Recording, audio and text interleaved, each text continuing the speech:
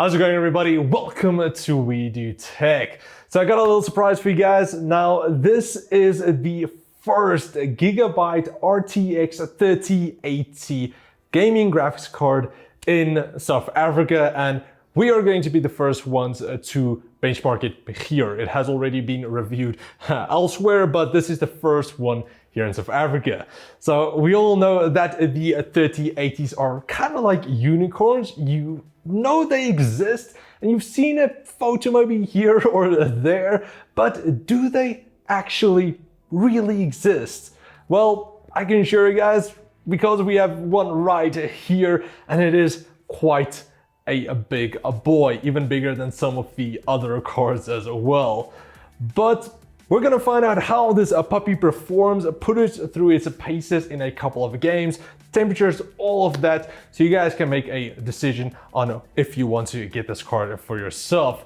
But before that, if you want to pick up one of these unicorns for yourself, go check out DreamwareTech.co.za, where you can get a ton of other Gigabyte products as well. Forget about a subpar customer service. DreamwareTech delivers nationwide, keeps you updated on every step of the way. And something very special is that they also ship everything inside eco-friendly packaging, which I do really like. So go check out DreamwareTech.co.za and get your unicorn RTX 3080 Gigabyte graphics card today. So firstly, a quick rundown of the specs, design, and cooling of the card before I get into how this baby performs.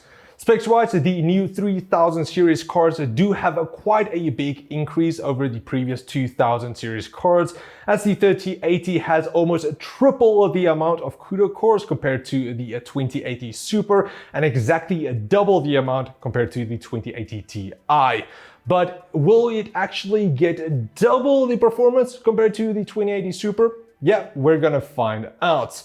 So it also features 10 gigs of the new GDDR6X memory that runs up to 19 gigabits per second, and also has a 320-bit memory interface. Plus, it does also now run on a PCI Express 4.0 connection. Now, we personally didn't test that, but Gamers Nexus already made a video on that, comparing it on PCI Express 3.0 and 4.0, and it made like 1% difference, so no need to worry about that. We tested it on a Intel system, and usually Intels do run a bit better than AMD. And then also for the one person that might have wanted to buy two of these, unfortunately it doesn't work with SLI or NVLink. It does have this gap here, which is kind of a bit strange, but that's because the 3090 does actually have that, and they use the same cooler design on the 3080 and the 3090. Now moving on to the design of the new 3080 gaming from Gigabyte, it does have a all new design and a look with the backplate that covers the whole PCB and that curves around the tail of the GPU. It also has a triple fan design with, again, this weird notch here for your SLI or NVLink. Now on the side, you do get the RGB Gigabyte logo and the RGB strip down there. Just a mention, we did notice that the RGB strip did have a bit of a jerky color change when in a rainbow wave mode. Not the biggest problem, but just something that I want to mention. The fan shroud also has some sharp edges and lines to give it a more that gaming look, which I like. It also has a more of a gunmetal gray to break that almost all black design a bit more up. This is a very big card if you guys haven't noticed it yet. It is a 2.7 slot design, and it's also a tiny bit longer than some of the other cards on the market. So make sure you do have enough space in your case, otherwise it won't fit.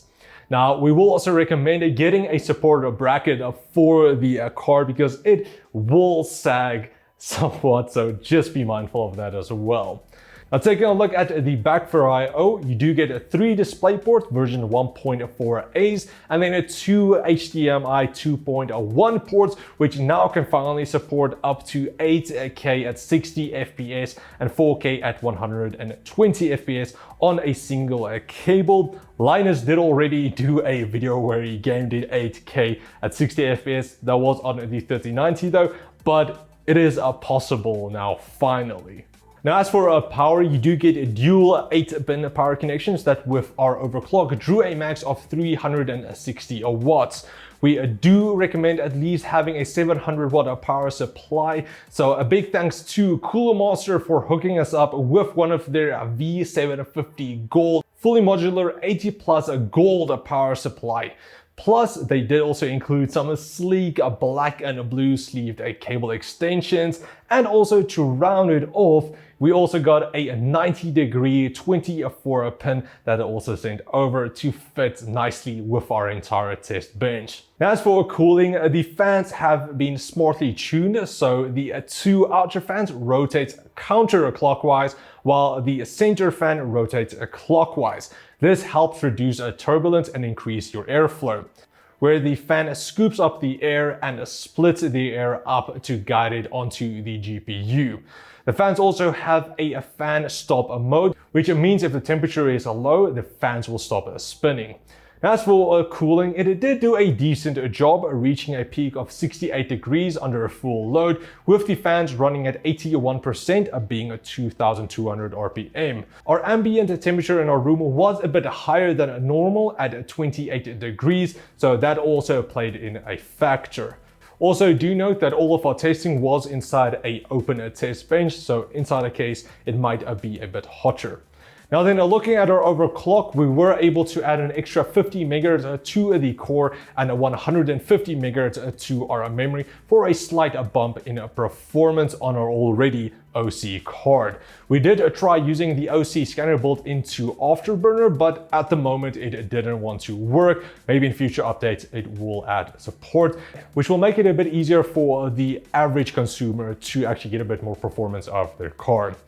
Now, as for the long-awaited benchmarks, just quickly for our system, we paired it up with an i9 9900KF at 5 GHz and 64 gigs of memory running at 3000 MHz. Also, for the people who wanted a side-by-side visual comparison, we also have that linked below on our other channel where we do benchmarks. So if you want to see other type of side-by-side GPU, CPU and other comparisons, definitely check that out for future videos. So then finally, how did the Gigabyte RTX 3080 gaming perform? Now, we did have a couple of games that still crashed a lot and or didn't want to open. Even the new drivers didn't help that much. We did have the first day release drivers, not a press release drivers anymore, which did help the 1% quite a bit, however, compared to our previous benchmarks that we did. Also, we didn't test it at all in 1080p, as we saw with our previous GPU, that the 3080 just doesn't care about 1080p at all. So we stuck to 1440p and 4K. And even on 1440p, the card didn't break a sweat in most of the games. No, the 3080 is made to play games at a 4K and also at a very high frame rates and settings. Now, like I mentioned before, we did experience some irregularities when we tested for the very low 1%, but it does look like it is somewhat better now with the latest drivers. However, Flight Simulator 2020 is still a GPU eater, as it didn't even get over 60 FPS. However, that was in a very demanding location. We wanted to get the most brutal results possible for that game, so that is what we got. But overall, we saw a massive increase in performance compared to the 2080 Super and pretty much any AMD GPU we had. Some games are seeing a 50 to 75% increase, especially in 4K and games with a DLSS. That helps out a lot. I do finally feel that ray tracing could be a worthwhile feature, but depending on the game as well. Wolfenstein Youngblood and Control was able to hit over 60 FPS even in 4K thanks to DLSS. That also finally looks really good, and sometimes it actually even looks better than the native 4K thanks to that sharpening. So then pretty much all I can say is that the Gigabyte RTX 3080 gaming is just a beast of a card as well. The 3080s are just so strong. You're gonna be able to play any game on the market currently. And even when Cyberpunk comes out, you're gonna be able to play that at 4K, I believe. But it'll have DLSS as well, so it should be able to play that on high settings even. So I'm really looking forward to checking that game out, hopefully with one of these babies as well.